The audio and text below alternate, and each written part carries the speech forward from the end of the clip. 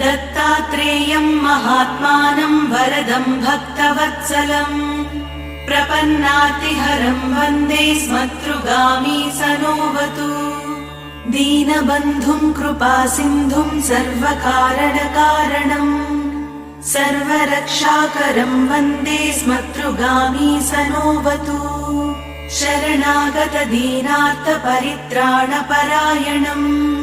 नारायणम् विभुम् वन्दे स्मतृगामी सनोवतु सर्वानर्थहरम् देवम् सर्वमङ्गलमङ्गलम् सर्वक्लेशहरम् वन्दे स्मतृगामी सनोवतु ब्रह्मण्यम् धर्मतत्त्वज्ञम् भक्तकीर्तिविवर्धनम् भक्ताभीष्टप्रदम् वन्दे स्मतृगामी सनोवतु शोषणम् पापपङ्कस्य दीपनम् ज्ञानते